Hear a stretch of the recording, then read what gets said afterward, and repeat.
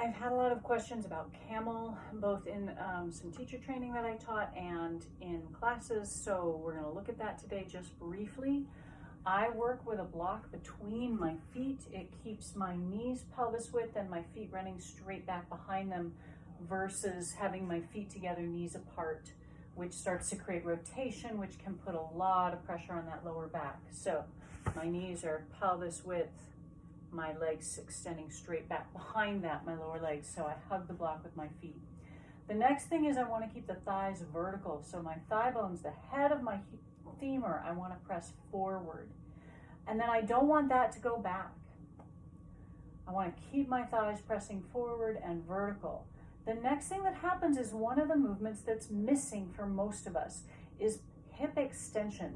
So if I think of my pelvis like a bowl, I want to tip the bowl backward. I'm not actually changing my lumbar curve at this point. I'm moving at the hip, trying to get my pelvis to tip backward. Notice it doesn't go very far, but I'm not in a dome or an arch yet. It's just my pelvis tipping backward. Pelvis upright, pelvis backward. It's not a very big movement for me. I'm working on it. And then I don't want to just stick my ribs out. And can you see how that collapses into that lumbar curve? That's what puts all that pressure in the back of the waist. I don't want to do that.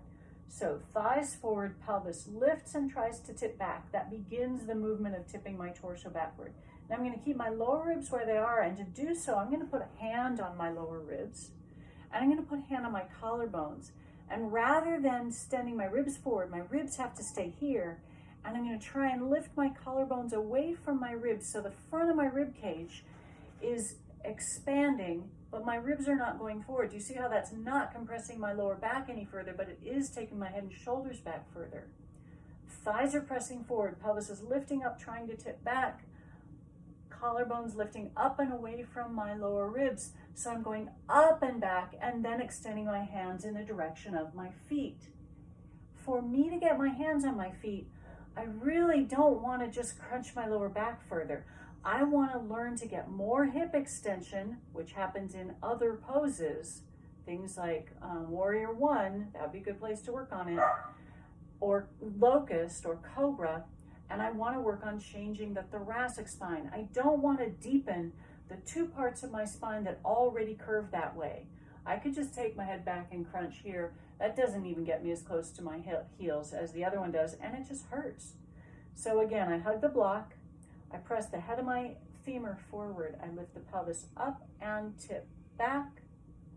Keep my ribs in. My lower ribs are not going to fly forward, they're staying in, but I'm going to try and lift my collarbones up and away. It's as though there's a pole behind me that's horizontal, bar maybe, and I'm trying to go up and over that bar and then taking my hands back toward my feet.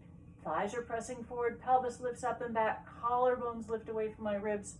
My hands are pretty close, but I'm not there yet because I don't have enough hip extension or thoracic extension, not because I'm not bendy enough in my lower back. So I'm hoping that gives you some clues on what needs to be happening there and why so many people don't like doing Camel because it hurts their lower back. They're just collapsing. This pose has a lot of muscular effort to lift me up and back to go over. All right, play with that.